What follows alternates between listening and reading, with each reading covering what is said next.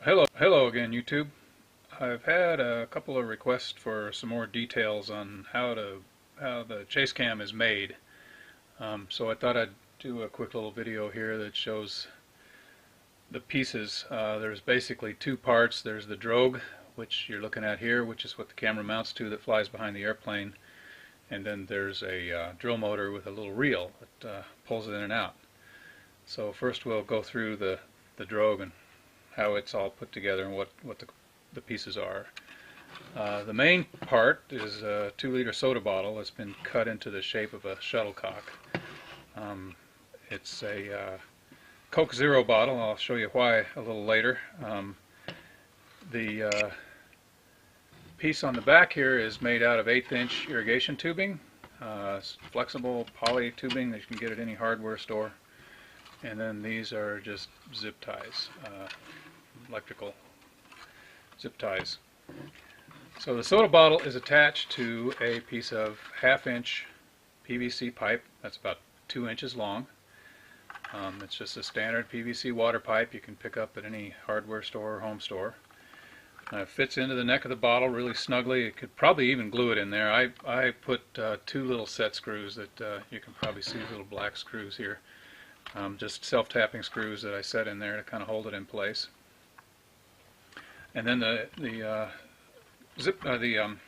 monofilament line is attached to this crosspiece, which in this case it's a piece of fiberglass rod that I just had laying around the shop. You could use a wooden dowel, probably even another piece of the all-thread here, any kind of rigid tubing. Just you need something to this is about 1 foot long, and the monofilament attaches to either end of it. It provides a yoke. It stabilizes the thing in flight.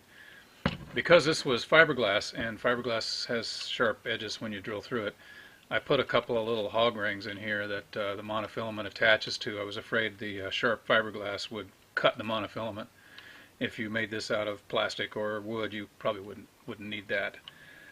The camera mounts on a piece of 1/4 all thread.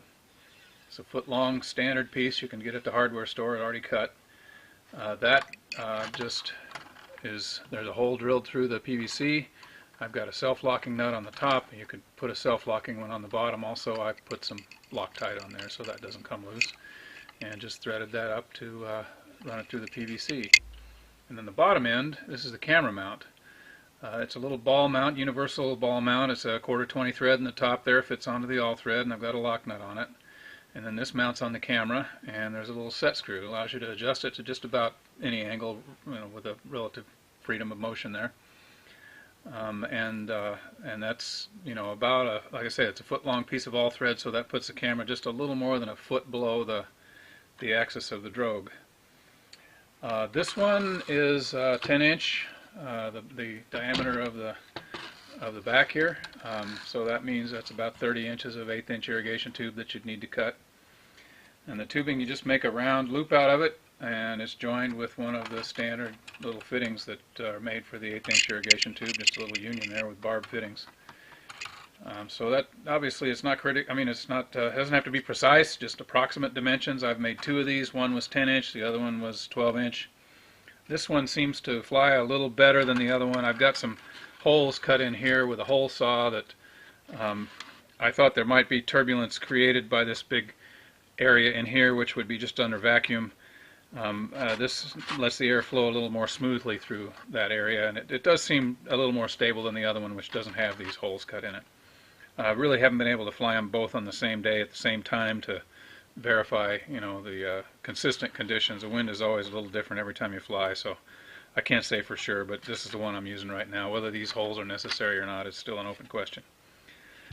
So I'll next show you how I cut the bottle and made this thing. Okay, so I'll show you how to cut the soda bottle here. I told you earlier I used a Coke Zero bottle. When I was rummaging through the recycle bin, I happened to notice these particular, maybe it's other Coke too, but the Coke Zero has these mold marks that are exactly just about what you'd need for cutting the little petals that make up the shuttlecock. So they run linear down the length of the bottle. It's also got another little mold mark right around here where you can cut the bottom out. And then there's a couple of mold marks here that give you a good line to terminate your cuts as you advance through the bottle. I cut from the bottom up to the top line. When you pull the label off, you'll find two of these little mold marks in here, and I cut up to the top one. That gives you a relatively rigid section up here that is the solid part, and then all these become the little petals. I learned a trick on the second one of these that I made. You need little holes around here to attach the zip ties for the hoop that goes at the back that makes the shuttlecock. And it's easier to put those holes in when the bottle's intact rather than after you've got all those little petals cut and they're flopping around. The way we do that, we need a little hole about 1/4 inch or so from that cut line, which is going to be the end of the petal. Each petal has a hole, so you can just poke through with a little pencil soldering iron. Makes a really clean little hole, seals the edges.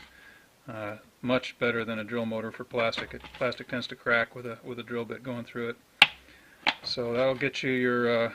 There's 10 of these little petals that are already molded into the Coke bottle. So you can quickly go around here and poke your 10 little holes through your zip ties.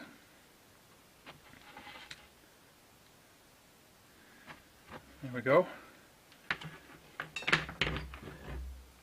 And then the next step is that you get a sharp pair of scissors. You cut the bottom out of the bottle here.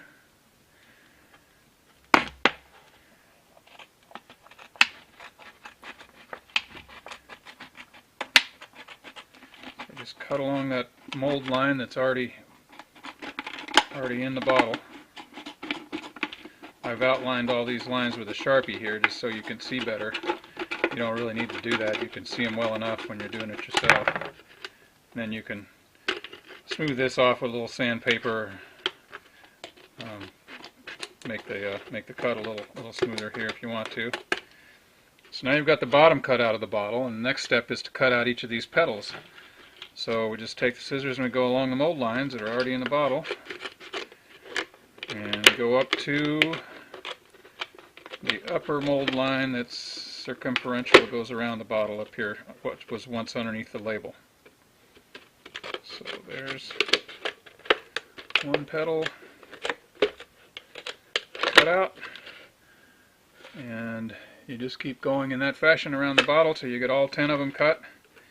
And then once you've got them all cut, you make your loop out of the 1/8 inch irrigation tubing, and you position that loop. You just start with at one point, and then you just start putting on the zip ties. Leave those zip ties a little loose while you're putting them on so you can get these petals in the right place. And then once they're all equally spaced around that loop of irrigation tubing, you can tighten up the zip ties and finish it off. And next I'll show you the drill motor and the little reel that's mounted to the drill motor that pulls this thing in and out. Okay, here's the little 12-volt Ryobi drill I've had around for years. I'm not sure whether they still make this model, but you could get something similar. It's not a heavy, not the 18 volts. You don't need a lot of power, and you don't want a lot of weight. So this is about perfect. It's lithium, makes it lightweight. It's pretty compact. And I've just got a regular old hose clamp. I found one that had so you don't have to use a screwdriver. It's got like a thumb screw on it that attaches it to the airframe, and you can come up with your own way of attachment. Obviously, this is at your own risk here, and whatever looks good to you is you've got to determine whether it's airworthy or not. You don't want this drill falling off and going through your prop or falling and hitting somebody on the head on the ground, so do a good job of putting it on your airframe. So what this drill does is it turns this reel forwards and backwards to reel in the camera. The camera attaches. I've used just a snap swivel from fishing store. I'm using 40-pound test monofilament, and I'll show you how the reel is made here. I just used a quarter 20 bolt that I had in the drawer. I bolted it up to, I cut a piece of Lexan. This is out of an old kayak paddle that I had. some body washers on either side. I made the center out of, I had a piece of aluminum I'd already cut as a piece of scrap. You could use wood. I've made the center about, it's about 1.5 inches diameter. Not critical. Something along those lines is about right. I think it gives you the retrieve speed will go up or down depending upon how big that diameter is. It seems like this works pretty good. So that inner diameter of, yeah, it's about 1.5 inches, maybe 2 inches at the most. The outer overall dimension of the reel is what's that, about 3.5 inches for the outer one. I did find that having this bail on here made the line come in much straighter, because you can't always get this feeding straight out to the strut where your attach point is. So by having this this piece here, which is I just made out of some steel strap, galvanized, there's a couple of washers that just stabilize it, and it's not even bolted to the shaft here. I just put enough washers in here that when I put this in the drill in the chuck, it bottoms out in the chuck, and this thing is still free to move. So what I do is I just chuck it up, be sure it's bottomed out, and then I tighten this. Actually, I use a pair of pliers because I don't want this thing coming loose. If it comes loose, I'm not going to be able to get it back. So tighten that with a pair of pliers just to get it good and tight. Mount that to the airplane, and then you got forward and reverse by pushing your little button there. Goes in, goes out. It's pretty simple. So I think anybody could build one of these things for a very few dollars if you've already got the drill. It didn't cost me anything really, except it's a scrap soda bottle and 30 inches of 1/8 inch irrigation tubing, a few zip ties. So it's a very cost-effective little reel here if you've already got a drill. Well, that's it. Any questions, post them below, and I'll try to answer specific ones if there are. And it seems like it's working pretty good. Like I say, this one I have is 10 inch. I made another one that's 12 inch. That seems to be somewhere in there is about the right size for lifting my camera, which is similar to a GoPro, and a lot of the little action cameras probably be similar size for what you might need. All right, thanks for watching.